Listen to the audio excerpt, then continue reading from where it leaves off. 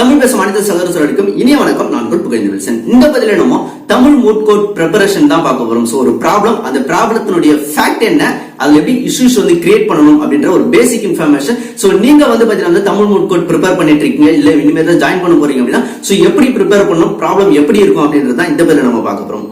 இந்த கேஸ் யாரை பேஸ் பண்ணி இருக்கு அப்படின்னு பாத்தீங்கன்னா இஸ்மாயில் அப்படின்ற ஒரு பர்சனை பேஸ் பண்ணி இருக்கு. சோ இதுல யாரெல்லாம் வராங்க பாத்தீங்கன்னா இஸ்மாயிலுடைய வைஃப் பாத்தீங்கன்னா லலிதா அப்படின்றவங்க வராங்க. சோ இவருக்கு எதிராக பாத்தீங்கன்னா ரஹ்மத் அப்படிங்கிறவர் வராரு. சோ இவங்க 3 பேரை பேஸ் பண்ணி தான் இந்த கான்செப்ட் இருக்கு. ஓகே, ஃபர்ஸ்ட் பாத்தீங்கன்னா இஸ்மாயில் அப்படின்றவர் பாத்தீங்கன்னா பஷாக் அப்படின்ற ஒரு கண்ட்ரில இருந்து வராரு. சோ இவர் பாத்தீங்கன்னா பஷாக் அப்படின்ற கண்ட்ரில இருந்து பாகு அப்படிங்கிற ஒரு கண்ட்ரிக்கு படிக்கிறதுக்காக வராரு. அங்கேயே படிச்சு முடிச்சு பட்டாலாம் வாங்கிடுறாரு.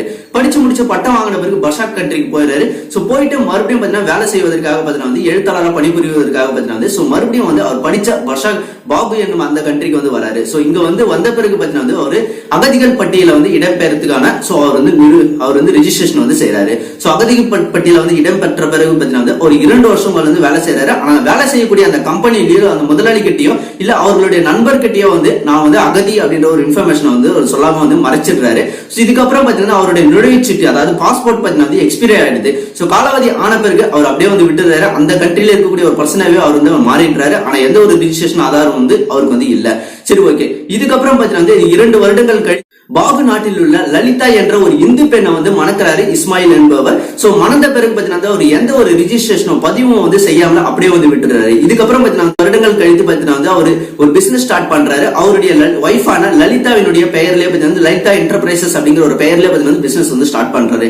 இந்த தொழில பாத்தீங்கன்னா ஒரு என்னெல்லாம் செய்யறாரு அப்படின்னு எஃகு, பதப்படுத்தப்பட்ட தோல் மற்றும் பட்டு உற்பத்தி, ஆடைகள் சொல்லிட்டு இந்த மாதிரியான பொருட்களை பாத்தீங்கன்னா ஏற்றுமதி செய்யறாரு. சோ இதுக்கப்புறம் பாத்தீங்கன்னா ரஹ்மத் அப்படின்ற ஒருத்தர் கூட பாத்தீங்கன்னா கான்ட்ராக்ட்ல ஈடுபடுறாரு, உடன்படிக்கையில ஈடுபடுறாரு. சோ இந்த உடன்படிக்கை பாத்தீங்கன்னா ஏற்றுமதி செய்வதற்கான ஒரு உடன்படிக்கை, வெளிநாட்டோட இருக்கக்கூடிய ஒரு உடன்படிக்கையா இருக்கு.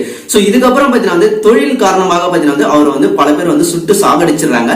சாகடிச்ச பிறகு அந்த இடத்துல பாத்தீங்கன்னா போலீஸ் பாத்தீங்கன்னா அவருடைய ஆதாரங்கள் ரத்த மாதிரிகள் மற்றும் முடி தலைமுடியினுடைய சாம்பிள்கள் எல்லாம் சேகரிக்கிறாங்க. ஃபியூச்சர்ல டிஎன்ஏ டெஸ்டுக்காக எடுத்துக்கணும் அப்படின்னு சொல்றதுக்காக சேகரிச்சு வைக்கிறாங்க. இதுக்கப்புறம் பாத்தீங்கன்னா அவர் ஏற்றுமதி செய்யக்கூடிய அந்த கான்ட்ராக்ட்ல ஈடுபடும் போது பாத்தீங்கன்னா ரகுமத்துக்கு பெரும் இழப்பு ஏற்படுது. சோ இந்த இழப்பை ஈடு செய்வதற்காக பார்த்தா பல முறை பாத்தீங்கன்னா லலிதா என்டர்பிரைசஸ் கிட்ட லெட்டர் கடிதம் மூலியமா தெரிவிக்கிறாரு. சோ இதுக்கு இழப்பீடு வேணும் அப்படின்னு சொல்லிட்டு. ஆனா அதுக்கு லதா மற்றும் லதா என்டர்பிரைசஸ் ஓனர் 2 பேருமே பாத்தீங்கன்னா அவங்க ரெஸ்பான்ஸ் பண்ணல. லதா என்டர்பிரைசஸ் கம்பெனியுடைய 2 பேர் பங்குதாரர். ஒருத்தர் பாத்தீங்கன்னா இஸ்மாயில், இன்னொருத்தர் பாத்தீங்கன்னா லதா. சோ இவங்க 2 பேர்ல பாத்தீங்கன்னா இஸ்மாயில் ஆல்ரெடி இறந்துட்டாரு. சோ இதுக்கு ரெஸ்பான்சிபிள் பாத்தீங்கன்னா லதா இருக்காங்க. ஆனா இதுக்கு உடன்படிக்கையில ஈடுபட்டது இஸ்மாயில் அப்படின்ற காரணத்தால சோ இதுக்கு ரெஸ்பான்ஸ் பண்ணாம அப்படியே விட்டுறாங்க. இதுக்கப்புறம் பாத்தீங்கன்னா ரஹ்மத் என்பவர் பத்தி என்ன பண்றாரு பாத்தீங்கன்னா தகவல் உரிமை சட்டத்துக்கு RIT 2005 கீழே பாத்தீங்கன்னா அவர் தகவல் பெறாரு. அதாவது இஸ்மாயிலுடைய சொத்து விவரங்களை பத்தி பெறாரு. சொத்து விவரங்கள் எவ்வளவு பாத்தீங்கன்னா 10 மில்லியன் இருக்கு. ஆனா இவர் ரஹ்மத்துக்கு இழப்பீடு எவ்வளவு தரணும் பாத்தீங்கன்னா 32 லட்சம் மட்டும் இழப்பீடு தர வேண்டியிருக்கு. தகவல் அறியும் உரிமை சட்டத்தின் கீழ் ஒரு தகவலை பெற்று சோ ஹைகோர்ட்ல கேஸ் ஃபைல் பண்றாரு. ஹைகோர்ட்டும் பாத்தீங்கன்னா அவருக்கு இழப்பீடு தரணும் அப்படின்னு சொல்லிட்டு லலிதா என்டர்பிரைஸ் இழப்பீடு தந்தாகணும் அப்படின்னு சொல்லிட்டு அவங்க ஜட்ஜ்மெண்ட் பாஸ் பண்றாங்க. இத பாத்தீங்கன்னா லலிதா என்பவர் பாத்தீங்கன்னா இதுக்கு எதிராக பாத்தீங்கன்னா பெட்டிஷன் ஃபைல் பண்றாங்க சுப்ரீம் கோர்ட்ல. என்ன ஃபைல் பண்றாங்க அப்படின்னா தனிநபர் உரிமையை பெறக்கூடாது. அதாவது சோ இந்திய கான்ஸ்டிடியூஷன் பாத்தீங்கன்னா ஆர்டிகல் 21 மற்றும் RTA ஆக்ட் பாத்தீங்கன்னா 8(1) பாத்தீங்கன்னா சோ தனிநபர் உரிமையை பெறக்கூடாது அப்படின்றதுக்காக அடிஷனல் பெட்டிஷன் பாத்தீங்கன்னா அப்பீல் செய்யறாங்க சோ ஹைகோர்ட்ல. சோ இதுதான் கேஸ். இந்த கேஸ்ல பாத்தீங்கன்னா மெயினா பார்க்க வேண்டியது என்ன பாத்தீங்கன்னா கான்ட்ராக்ட்ல ஈடுபடுறாங்க, உடன்படிக்கையில ஈடுபடுறாங்க. ரஹ்மத் அண்ட் பாத்தீங்கன்னா இஸ்மாயில் ஈடுபடுறாரு. சோ இஸ்மாயில் ஈடுபட்ட பிறகு பாத்தீங்கன்னா அவர் இறந்து போயிடுறாரு. இதுக்கான இழப்பீடு தரணுமா இல்லைன்றது ஒரு மிகப்பெரிய கேள்வியா இருக்கு. இதுக்கப்புறம் லலிதா சைட்ல பார்த்தோம் அப்படின்னு பாத்தீங்கன்னா சோ தனிநபர் உரிமையை மீறக்கூடிய செயலா இருக்கு. அவருடைய உரிமையை பெறக்கூடாது. தன்னுடைய ஃபேமிலியினுடைய தனிநபர் உரிமைகளை நீங்க பெற்றது தவறு அப்படின்றதுக்காக இங்க அப்பீல் செய்யறாங்க. 2 சைடும் பாத்தீங்கன்னா பெனிஃபிட் இருக்கு. சோ இது யார் பக்கம் கேஸ் மூவ் ஆகும் அப்படின்றத நம்ம ஃபைனல் கிளைமேக்ஸ் அடுத்த பதில பார்ப்போம். இதுக்கான தீர்வு என்ன அப்படின்றது உங்களுக்கு தெரிஞ்சிச்சுனாலும் கமெண்ட் பாக்ஸ்ல லீவ் பண்ணுங்க.